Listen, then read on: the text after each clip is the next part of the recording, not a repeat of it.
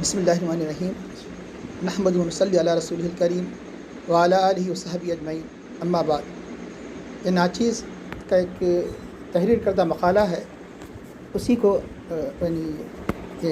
آج پڑھا جائے گا کہ اس کا عنوان ہے حضرت جنید بغدادی علیہ رحمہ رضوان علمی تبحر اور آپ کے روحانی مشاغل۔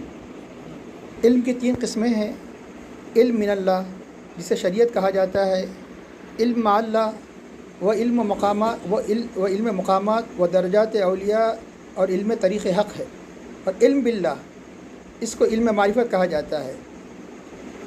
وہ اولیاء جن کو ان تینوں علوم سے حظ وافر یعنی بڑا حصہ ملا ہے، ان میں سے ایک سید الطائفہ ابو القاسم حضرت جنید بن محمد زجاج قوادیری بغدادی علیہ رحمہ رضوان کا شمار ہوتا ہے۔ آپ کے آبا و اجداد کا تعلق نہاون سے ہے، جو عراق کا مشہور و معروف شہر ہے، اور آپ کی جائے ولادت اور نشو و نما بغداد میں ہوئی۔ حضرت جنید بغدادی علیہ رحمہ جس طرح طریقت کے امام الائمہ ہیں، اسی طرح آپ شریعت کے بھی امام ہیں۔ آپ نے حضرت امام شافعی علیہ رحمہ کے شاگرد حضرت ابو ثور سے فقہ میں تلمذ حاصل کیا، اور انہی کے مذہب کے مطابق ان کی موجودگی میں 20 سال کی عمر میں فتویٰ دینا شروع کیا۔ حضرت جنید بغدادی علیہ رحمہ و رضوان اپنے ماموں حضرت سری سقطی، یہ یعنی اصل صحیح عربی میں اس کا تلفظ ہے سری الدین جیسے کہا جاتا ہے، سری، اسی کو اردو میں سری کر دیا گیا، لوگ سری سقط، کیونکہ یہ سمجھتے ہیں کہ سر سے ہے یہ، کہ اصل لفظ سری۔ سری کے معنی ہے کہ رجل شریف سقی، یعنی شریف سخی آدمی کو سری کہا جاتا ہے، سردار سقی شریف آدمی کو سقطی، سری سقطی۔ حضرت حارث محاسبی اور محمد بن علی خصاب علیہ رحمہ کے علوم سے فیضیاب ہوئے۔ آپ کی ذات علماء کے لیے زینت تھی، اس لیے آپ کے معاصرین آپ کو طاؤوس العلماء کے لقب سے پکارتے تھے۔ طاؤوس مانے پرندوں میں جو سب سے زیادہ خوبصورت پرندہ ہے، یعنی مور کو کہا جاتا ہے، یعنی علماء کے طاؤوس، تو یہ آپ کا لقب تھا۔ آپ کے ماموں اور پیر مرشد حضرت سری سقطی بھی عظمت و طریقت میں آپ کی امامت کے قائل تھے۔ ایک مرتبہ لوگوں نے حضرت سری سقطی سے پوچھا کہ کیا کوئی مرید اپنے پیر سے بلند مرتبہ ہوا ہے؟ تو آپ نے فرمایا ہاں، اس کا ثبوت ظاہر ہے کہ حضرت جنید کا درجہ میرے درجے سے بلند ہے۔ یہ آپ کے پورے پیر مرشد حضرت ماموں حضرت سری سقطی فرما رہے ہیں۔ صاحب اقتباس الانوار لکھتے ہیں، آپ بالاتفاق مشائخ کے مقتدیٰ پیشوا ہیں۔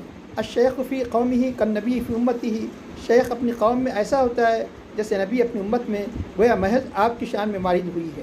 حضرت عارف باللہ سیدی عبدالوہاب شعرانی اپنے طبقات میں رقم تراز ہیں۔ عراق کے 8 اوتاد ہیں، ایک یعنی ولایت کا ایک بہت بڑا مقام ہے، اوتاد وطد کی جمع ہے۔ حضرت معروف کرقی، حضرت امام احمد بن حنبل، حضرت بشرحافی، حضرت منصور بن عمار، حضرت جنید، حضرت سری سقطی، حضرت سہل بن عبداللہ تستری اور حضرت شیخ عبد القادر جیلانی رضی اللہ عنہ اجمعین۔ حضرت ابو عبداللہ بن خفیف فرماتے ہیں، ہمارے شیوخ میں 5 کی اقتدا کرو، باقی کو ان کے حال پر چھوڑ دو۔ حارث بن اسد محاسبی، جنید بن محمد، ابو محمد الرویم، ابو العباس بن عطا اور عمر بن عثمان مکی علیہ رحمہ بغدادی کو وہ نمایاں مقام حاصل ہے کہ صاحب کشف المحجوب حضرت داتا گنج بخش لاہوری علیہ رحمہ آپ کے مسلک کے متعلق ایک مستقل فصل منعقد کرتے ہوئے کہتے ہیں، جنیدی مسلک و مشرب تمام مذاہب میں سب سے زیادہ مشہور و معروف ہے۔ 3 صدی کو تصوف اور طریقت کا سنہری دور سمجھا جاتا ہے۔ یہ عظیم ترین اور احساس صوفیوں کا زمانہ ہے۔ اس زمانے میں صوفیہ کی خانقاہوں کا قیام بھی شروع ہوا۔ حضرت علامہ جامی علیہ رحمہ کے بیان کے مطابق صوفیہ کے یعنی سردار حضرت شیخ جنید بغدادی علیہ رحمہ نے بھی اپنی خانقاہ قائم کی تھی۔ آپ کا سب سے بڑا کارنامہ یعنی غلو پسند صوفیہ کی بد عملی سے تصوف کی تطہیر تجدید ہے۔ جیسے یعنی وہ صوفیہ کہ جو صوفی ہونے کا تو دعویٰ کرتے ہیں، لیکن ان کے پاس اعمال کی کوئی وقت نہیں ہے، فرائض کی واجبات کی کوئی وقت نہیں ہے، تو ان کے خلاف آپ نے بہت کچھ لکھا ہے۔ اس طریق کی حفاظت کے لیے آپ نے عمل پر خوب زور دیا۔ ایک مرتبہ ایک شخص معرفت کا ذکر کرتے ہوئے کہہ رہا تھا، اہل معرفت ترقی کرتے کرتے ایسے مقام پر پہنچ جاتے ہیں کہ نیکی اور تقرب اللہ کے لیے حرکت کرنا بند کر دیتے ہیں۔ اس کی مراد یہ تھی کہ انہیں عمل کی ضرورت نہیں ہوتی، تو آپ نے فرمایا ان لوگوں کا یہ ان لوگوں کا قول ہے جو اعمال کے ساقط ہو جانے کے قائل ہیں، یہ میرے نزدیک بڑا گناہ ہے۔ اس بات کے قائل سے وہ شخص بہتر ہے جو چوری اور زنا کرتا ہے، کیونکہ عارفین باللہ نے کیونکہ اس کی وجہ یہ ہے کہ چوری کرنے والا، گناہ کرنے والا ایک گنہگار ہوا، لیکن یہ دھوکہ دے کر ان بھی گنہگار ہوتا ہے، اور اس کے پیچھے اپنے چاہنے والے نے، آپ بولیں گے یار اتنی کیسی سخت وعید ہے، ہزاروں کو مطلب ہے کہ وہ گمراہی کے راستے پہ ڈال دیتا ہے، اس لیے ان سے بدتر آپ نے قرار دیا۔ اور اگر اس کا فرماتے ہیں کہ کیونکہ عارفین باللہ نے اعمال کا حکم اللہ سے لیا ہے اور اعمال میں اسی کی طرف رجوع کرتے ہیں، اگر میں 1000 سال بھی زندہ رہوں تب بھی ذرا برابر بھی نیک اعمال کو ترک نہ کر سکوں گا، مگر یہ کہ درمیان میں کوئی بات حائل ہو جائے۔ آپ فرمایا کرتے تھے مخلوق پر سارے راستے بند ہیں سوائے اس کے جو رسول اللہ صلی اللہ علیہ وسلم کے نقش قدم پر چلے۔ آپ نے صوفیہ کا لباس یعنی خرقہ پہن کر بدعملی کا شکار ہونے والوں کی سخت مذمت فرمائی۔ حضرت محبوب الہی علیہ الرحمہ کے ملفوظات افضل الفوائد میں منقول ہے، ایک دفعہ حضرت جنید علیہ الرحمہ سے پوچھا گیا خرقہ قابل اعتبار ہے یا نہیں، یعنی جو مطلب ہے کہ جو صوفی کا لباس پہن کر اپنے آپ کو صوفی کہتے ہیں یہ قابل اعتبار ہے یا نہیں، پوچھا گیا کہ فرمایا نہیں، یعنی مطلب ہے کہ اگر ہاں خرقہ کب ہے، عمل کے ساتھ ہے، تو اگر عمل کے ساتھ نہیں ہے تو وہ خرقہ قابل اعتبار نہیں۔ پوچھا کیوں؟ اس لیے کہ بہت سے خرقہ پوش ایسے ہیں جن سے افعال قبیحہ سرزد ہوتے ہیں، برے افعال، اور قیامت کے دن وہی خرقہ ان کا مدعی بنے گا، ایسے اشخاص دوزخ کے مستحق ہوں گے۔ ایسا خرقہ معتبر نہیں، بلکہ خرقہ اس خرقہ پوش کی وجہ سے قابل اعتبار ہوتا ہے جو اسے پہن کر اس کا حق ادا کرے، ایسے شخص کے خرقے کی عزت ہوتی ہے۔ اور ایک موقع پر فرمایا کہ ہر روز ہمارے باطن میں ندا آتی ہے کہ لیس الاعتبار بالخرقہ انما الاعتبار بالحرفہ، خرقے کا اعتبار نہیں، حرفے کا اعتبار، حرفہ مطلب عمل کا اعتبار ہے۔ آپ شریعت کا بے انتہا پاس و لحاظ کرتے تھے، آپ کا مشہور قول ہے علمنا مشید بالکتاب والسنہ، ہمارا علم یعنی طریقت کا علم کتاب و سنت سے مستحکم ہے، ہر وہ طریق جو کتاب و سنت کے خلاف ہو مردود اور باطل ہے۔ آپ کا علمی تباہر، ایک علم کا تعلق قابلیت سے ہے اور ایک کا تعلق قبولیت سے ہے، جس کا تعلق قبولیت سے ہوتا ہے مقبول ہوتا ہے، اولیاء کا علم قبولیت اور قابلیت کے ساتھ ساتھ قبولیت سے ہوتا ہے۔ اللہ تعالیٰ نے حضرت جنید بغدادی علیہ الرحمہ کے علم و معرفت کو قبولیت عام عطا فرمایا۔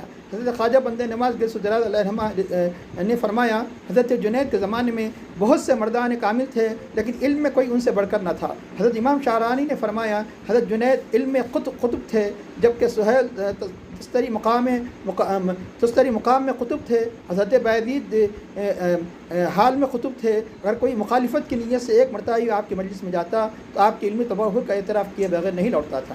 رسالہ قشیریہ میں منقول ہے عبداللہ بن سعید بن کلاب سے کہا گیا کہ تم ہر شخص کے کلام پر جرح کیا کرتے ہو، جرح یعنی اعتراض کیا کرتے ہو، اور یہاں جنید نامی ایک شخص ہے، کیا تم اس پر بھی اعتراض کر سکتے ہو یا نہیں؟ چنانچہ وہ آپ کے حلقے میں حاضر ہوا، حضرت جنید سے توحید کے تعلق سے سوال کیا تو انہوں نے ایسا جواب دیا کہ عبداللہ حیران ہو گئے۔ کلام کے دہرانے کی درخواست کی تو حضرت جنید نے پھر دوسرا ایسا جواب دیا کہ جو عبارت بدل کر اس سے مطلب ہے کہ کہیں اعلیٰ، اس پر عبداللہ نے کہا یہ تو کوئی اور ہی بات ہے جو مجھے نہیں آتی، ذرا پھر دہرائیے، تو انہوں نے اسی بات تو انہوں نے اسی بات کو دوسری عبارت میں دہرایا۔ عبداللہ نے کہا آپ نے جو فرمایا مجھے یاد رکھنا ممکن نہیں، مجھے لکھ دیجئے۔ حضرت جنید نے فرمایا اگر آپ سلوک کا راستہ طے کر چکے ہو تو میں لکھ دیتا ہوں۔ اس پر عبداللہ کھڑے ہو گئے اور آپ کی فضیلت اور آپ کی شان، آپ کی بلند شان کا اعتراف کیا۔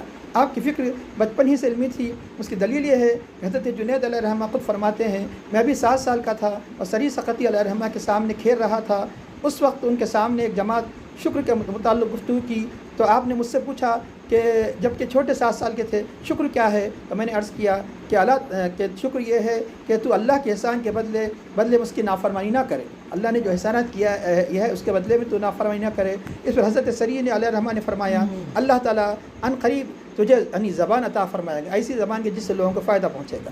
حضرت جنید بغدادی علیہ الرحمہ کی علمی شان کی مقبولیت کی بڑی وجہ یہ ہے کہ حضور اکرم صلی اللہ علیہ وسلم کی نگاہ عنایت آپ کے شامل حال تھی۔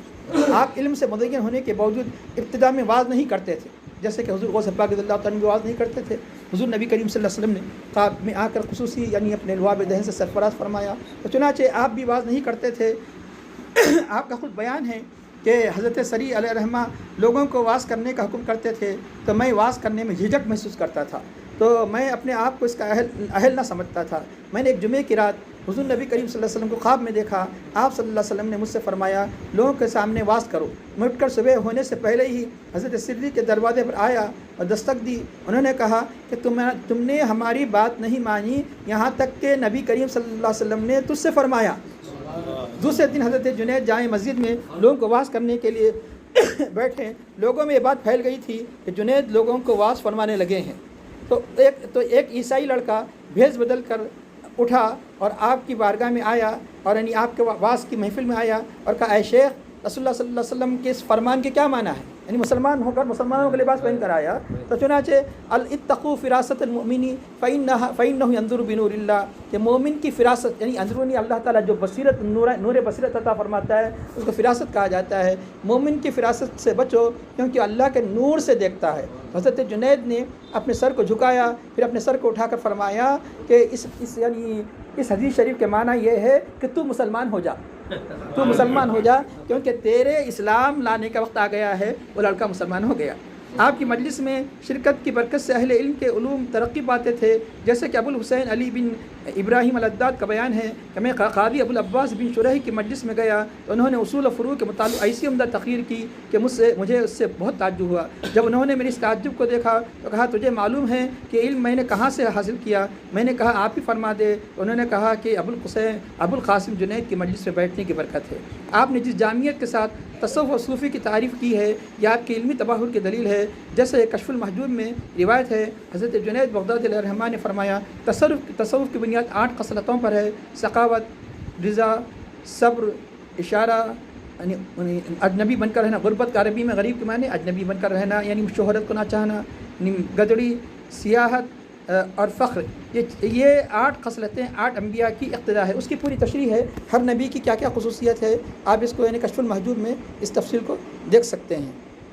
اس کے بعد حضرت جنید رحمۃ اللہ علیہ نے صوفی کی تعریف کرتے فرمایا صوفی زمین کے مانند ہے جسے نیک و بد ہر ایک رونتا ہے، یعنی وہ ابر کی یعنی مطلب یہ ہے کہ وہ اپنی ذات کی اپنی ذات پر ہونے والی تکلیف کو برداشت کر لیتا ہے، جیسے کہ اللہ کے حبیب صلی اللہ علیہ وسلم کی یہ سنت کی اقتدا کرتے ہوئے اللہ کے حبیب صلی اللہ علیہ وسلم اپنی ذات کے لیے کبھی انتقام نہیں لیتے تھے، اور جب اسلام کی حد کی جاتی تو سخت انتقام لیتے تھے۔ نہیں مطلب ہے کہ حضور نبی کریم صلی اللہ علیہ وسلم نے کسی کے لیے ہلاکت کی دعا فرمائی تو آپ کی تکلیف کے پہنچانے پر کبھی نہیں کی، بلکہ یہ دعا ہی کرتے رہے ان کے حق میں۔ جب اسلام کی حد تک ہوتی تو اس وقت نہیں اللہ کے حبیب صلی اللہ علیہ وسلم ان کے لیے ان کے خلاف نہیں ہلاکت کی دعا فرماتے۔ اور اب ابر تو آپ یعنی ایک تو ابر کے مانند ہے کہ ہر ایک پر سایہ فگن، جیسا کہ ابر سایہ فگن ہوتا ہے، بارش کی طرح ہے، ہر ایک کو سیراب کرتا ہے۔ بارش نہیں دیکھتا ہے غریب ہے امیر ہے، جس طرح یعنی وہ امیر کو سیراب کرتا ہے غریب کو بھی سیراب کرتا ہے۔ تو چنانچہ آپ نے قرب نوافل والی حدیث شریف سے استدلال کرتے ہوئے محبت کی تعریف ایک نئے انداز میں کی ہے۔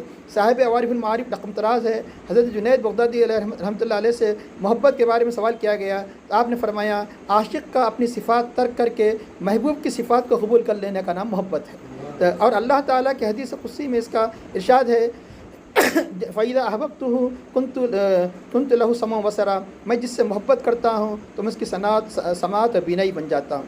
ہر ایک کی تمنا ہے کہ اسے معلوم ہو جائے کہ وہ رب سے کتنا قریب ہے۔ حضرت جنید بغدادی علیہ الرحمٰن نے اس کا بہترین معیار اپنے اس قول سے مقرر فرمایا، ہر ایک چاہتا ہے کہ مجھے معلوم ہو جائے کہ اللہ مجھے کتنا چاہتا ہے۔ تو اللہ تعالیٰ بندوں کے دلوں سے اتنا ہی قریب ہوتا ہے جتنا وہ بندوں کے دلوں کو اپنے سے قریب پاتا ہے۔ تم یہ دیکھو کہ تمہارے دل سے کتنا قریب ہے، آسان معیار ہے۔ تم دیکھو کہ تم اللہ سے کتنا محبت کرتے ہیں تو اس سے پتہ چل جائے کہ اللہ تم سے محبت کرتا ہے۔ تو چنانچہ جیسا کہ اللہ تعالیٰ قرآن کریم ارشاد فرماتا ہے فَاذْكُرُونِي اذْكُرْكُمْ، تم میرا ذکر کرو میں تمہارا ذکر کروں گا۔ تو چنانچہ کتاب اللہ کے اسرار و حقائق پر آپ کی گہری نظر تھی، قرآنی آیات سے آپ کے استدلالات اس کی بین دلیل ہے، یعنی یہاں ایک علمی نقطہ بیان کیا گیا۔ اس کے بعد آگے بڑھیں گے ہم۔ حضرت جنید بغدادی رحمۃ اللہ علیہ کا بیان ہے، ایک دن میں حضرت سری سقطی کی خدمت میں حاضر ہوا اور ایک شخص کو دیکھا جس پر غشی طاری ہے۔ میں نے عرض کی اسے کیا ہوا؟ فرمایا اس نے قرآن پاک کی ایک آیت سنی ہے، غشی طاری ہو گئی، یعنی ایک وجد کی کیفیت پیدا ہو گئی۔ میں نے کہا اس پر وہی آیت دوبارہ پڑھی جائے، علاج یعنی مطلب ہے کہ جب یہ غشی طاری ہوگی تو عام طور پر کیا کرتے رہے، اس سے تو غشی طاری ہوگی بلکہ ہم رک دیتے ہیں نا، نے فرمایا وہی آیت پڑھو، دوبارہ پھر وہی آیت پڑھو۔ تو چنانچہ جیسا کہ آپ دیکھتے ہیں کہ کسی قوالی پر کسی شعر پر وجد آ جاتا ہے تو بار بار اس شعر کو دہرایا جاتا ہے، روکنا نہیں، دہرانا ہی مناسب ہے، اسی سے استدلال کرتے ہیں۔ چنانچہ وہی آیت پڑھی جائے، جب آیت پڑھی گئی تو اس سے فاقہ ہو گئے۔ یہ تو سب کو معلوم ہے، لیکن دلیل کتنی پیاری دے رہے ہیں، سن لیجیے دلیل کتنی پیاری دے رہے ہیں کہ جس سے وہ یعنی بے ہوش ہو گیا تو دوا وہی قرار دی جا رہی، وہی چیز دوا، یعنی مطلب ہے کہ تو چنانچہ آپ نے فرمایا حضرت یوسف علیہ السلام کی قمیص کے سبب یعقوب علیہ السلام کی آنکھوں کی بینائی متاثر ہوئی، کہ وہ یعنی مطلب جھوٹی قمیص لا کر کہنے لگے کہ معاملہ قمیص کا تھا، تو اب وہ قمیص کی وجہ سے حضرت یعقوب علیہ السلام کی جو یوسف علیہ السلام کی یاد آئی، یعنی اپنے تو اس روتے روتے نابینا ہو گئے، تو اللہ نے اسی قمیص کے ذریعے سے آپ کی بینائی کو لوٹایا۔ تو چنانچہ پھر اسی سے بینائی درست ہوئی، آپ نے اسے بہت پسند فرمایا۔ اور بات سمجھ میں آنا ہے تو اور ایک حضرت جنید بغدادی علیہ الرحمہ ہی کے فیض کے وسیلے سے میں عرض کر دوں بزرگوں کے وسیلے سے کہ حضرت موسیٰ علیہ السلام کو جو یعنی مطلب جس سے آزمایا گیا پانی کے ذریعے سے، حضرت یعنی وہ آپ کے والدہ کو کتنی بڑی تکلیف ہوئی، شیرخوار بچے کو یعنی مطلب ہے کہ تابوت میں رکھ کے چھوڑ دینا، پانی سے تکلیف پہنچی، تو اب جب راہ خدا میں اس پانی سے پہنچنے والی تکلیف کو برداشت کیا، اسی پانی سے فرعون کی قوم کو اللہ نے غرق کر دیا۔ یہ اللہ کی قدرت ہے۔ یہ تو اس کا یعنی حضرت جنید بغدادی علیہ الرحمہ کہ جو کچھ عالمانہ عارفانہ اقوال ہم تک پہنچے ہیں وہ کثیر ہونے کے باوجود قلیل ہے، اس لیے آپ اسرار الہیہ کی حفاظت اخفاء کا حد درجہ اہتمام فرماتے تھے، جیسے کہ مروی ہے کہ آپ اکثر اپنے مرید حضرت شیخ شبلی علیہ الرحمہ سے فرمایا کرتے تھے حجاب والوں کے سامنے، یعنی جو مطلب اہل دل نہیں ہیں ان کے سامنے اللہ تعالیٰ کا عہدہ نہ کھولو، یعنی معرفت کی باتیں نہ کرو۔ تو روحانی مشاغل، یہ تو علمی باتیں تھیں جو آپ کا علمی مقام تھا۔ اہل اللہ کے سارے روحانی مشاغل اس حدیث کی تفسیر ہوا کرتے ہیں، انت عبد اللہ کانک تراہ فإن لم تکن تراہ فإنہ یراک۔ حدیث یہ اس کو حدیث جبرائیل کہتے ہیں۔ حضرت جبرائیل علیہ السلام ایک انسان کی شکل میں آ کر سوالات کرتے ہیں اللہ کے حبیب صلی اللہ علیہ وسلم سے، ایمان کے بارے میں، ایمان کیا ہے، اسلام کے بارے میں، ایمان کے بارے میں، ایمان و اسلام کے بعد اور ایک سوال کرتے ہیں احسان کیا ہے۔ تو پتہ چلا کہ تصوف یہ یعنی احادیث سے ثابت ہے کہ تصوف کوئی نئی چیز نہیں ہے، تو اسی احسان کا نام تصوف رکھا گیا۔ احسان کیا ہے؟ تو اللہ کے حبیب صلی اللہ علیہ وسلم نے احسان کی تعریف فرمائی کہ حدیث جبرائیل اس کو کہا جاتا ہے تو اللہ کی عبادت اس طرح کر کے گویا تو اسے دیکھ رہا ہے، اور یہ تجھ سے نہ ہو سکے، یہ کیفیت تیرے اندر پیدا نہیں ہوئی، یہ تصور رکھ کے وہ تجھے دیکھ رہا ہے۔ اور یہ اللہ کے سارے تعلیمات کا خلاصہ یہی ہے کہ عبادت اس طرح کرے کہ میں رب کو دیکھ رہا ہوں، میں رب کو دیکھ رہا ہوں۔ یہ کیفیت یعنی بہت بڑی کیفیت ہے، اگر یہ کیفیت نہیں ہو سکتی تو اتنی کم از کم یہ کیفیت اپنے اندر پیدا کر، رب مجھے دیکھ رہا ہے۔ یہ تو ہو سکتا ہے کہ خیال کرے رب مجھے دیکھ رہا ہے، تو یقیناً جب ایسی تصور سے جب عبادت کریں گے تو اس عبادت کا معیار بڑھ جاتا ہے۔ اور اس حدیث شریف کے مطابق حضرت جنید بغدادی علیہ الرحمہ کی ساری زندگی اور آپ کے روحانی مشاغل، مراقبہ، مشاہدہ، حضور اور شہود سب اسی پر مشتمل تھے۔ حضرت جنید بغدادی علیہ الرحمہ بیان کرتے ہیں مجھ پر ایسا زمانہ بھی گزرا کہ تمام زمین و آسمان والے میری پریشانی پر روتے تھے، پھر ایسا زمانہ بھی آیا ہے کہ ان کے مفقود ہونے پر میں روتا تھا، اب ایسا زمانہ یعنی مطلب کہ مجھے نہ اپنی خبر ہے نہ زمین و آسمان کی۔ صاحب کشف المحجوب فرماتے ہیں کہ حضور حق کے متعلق بہترین اشارہ ہے۔ افضل الفوائد ملفوظات میں حضرت محو الہی علیہ الرضوان کی روایت کے مطابق حضرت جنید بغدادی نے فرمایا 10 سال میں بیابان جنگل میں پھرتا رہا، دل کی نگہداشت کرتا رہا، اب 20 سال سے مجھ کو کسی کی خبر نہیں۔ پھر کہا کہ 20 سال حق تعالیٰ جنید کی زبان سے بات کرتا رہا، میں اس کی روایت میں آتا ہے میں اس کی زبان ہو جاتا ہوں، لیکن جنید کا بیچ میں کوئی دخل نہ تھا، نہ ہی خدا کے سوا کسی کو اس بات کی خبر تھی۔ آپ کی روحانی مشاغل میں ایک مشغلہ مراقبہ ہے، جیسے کہ صاحب کشف المحجوب نے فرمایا باطن کا مراقبہ جنیدیوں کا امتیاز ہے۔ مراقبہ کے بارے میں سن لیجئے کہ جیسا کہ اس میں تو ذکر نہیں کیا لیکن یہ کہ مشہور و معروف ہے، آپ ہی کا قول ہے۔ آپ سے پوچھا گیا کہ مراقبہ آپ نے کس سے سیکھا؟ آپ نے فرمایا بلی سے سیکھا۔ لوگ حیران ہیں کہ بلی سے مراقبہ کیسے سیکھے؟ فرمایا کہ آپ نے دیکھا کہ اگر بلی کو معلوم ہو جائے کہ اس یعنی بل میں چوہا گیا ہے، پوری ساری توجہات کو دنیا سے ہٹا کر اسی بل کے توجہ پر اپنی پوری کی پوری توانائی ان کو صرف کر دے گی۔ تو ایک یعنی مطلب ایک جانور دنیا کے لیے ساری کی ساری یعنی مطلب ہے کہ خیالات کو یعنی فروغ کر کے اس کے خیال میں ہے، تو کیا ہم اللہ کے لیے اتنا خیال اپنے آپ کو نہیں مطلب ہے کہ اللہ صرف نہیں کر سکتے؟ ساری دنیا کے خیال کو نکال کر اللہ کے کسی صفت یا اللہ کے نام یا اللہ کی عظمت کا تصور کر کے یعنی اس بیٹھنے کا نام مراقبہ ہے۔ جیسے مثال اللہ معی، اللہ میرے ساتھ ہے، اللہ شاہدی، اللہ حاضری، اللہ مختلف طریقے ہیں بزرگان دین نے جو طریقے لکھی، اللہ، تو اس تصور کا میں ڈوبنے کا نام کہ اس سے یعنی ایک یعنی جانور سے سبق لینا چاہیے کیسے منہمک ہو جاتا ہے۔ اس سے بڑھ کر انسان کو اپنے مولا کی محبت میں اور اللہ کے ذکر میں یعنی ڈوب جانا چاہیے، اسی کا نام مراقبہ ہے۔ تو چنانچہ حضرت جنید بغدادی علیہ الرحمہ مشاہدے کے کس عظیم مرتبے پر تھے، اس کا کشف المحجوب میں اس روایت سے پتہ چلتا ہے۔ ایک شخص حضرت جنید بغدادی رحمۃ اللہ علیہ کے پاس آیا، آپ نے اس سے پوچھا کہاں سے آئے ہو؟ اس نے کہا حج کر کے آیا ہوں۔ آپ نے فرمایا حج کر لیا؟ اس نے کہا ہاں۔ آپ نے فرمایا جب تم اپنے مکان سے چلے، وطن سے کوچ کیا، کیا اس وقت تم نے گناہوں سے بھی کوچ کیا؟ کیونکہ یہ لباس بتا رہا ہے کہ اسی طرح وائٹ لباس میں، ایک ہی لباس میں کہاں جانا ہے، یعنی مطلب امیر بھی ہے تو ویسے ہی، یعنی مطلب غریب بھی، جیسے احرام میں ہوتا ہے قبر میں بھی ایسے ہی جانا ہے۔ تو یہ جب یہ تمہارا تصور ہونا چاہیے تھا کہ جیسے میں یہاں سے جا رہا ہوں دنیا سے بھی جانے والا ہوں، کیا ایسا تصور آیا؟ تو فرمایا اس کا جب تم گناہوں سے بھی کچھ کر لیا تھا؟ اس نے کہا نہیں۔ فرمایا تم نے کچھ ہی نہ کیا، سفر ہی نہیں کیا۔ اس کے بعد فرمایا جب تم گھر سے چلے اور ہر منزل میں رات کو قیام کیا، کیا تم نے راہ حق کا قیام بھی طے کیا؟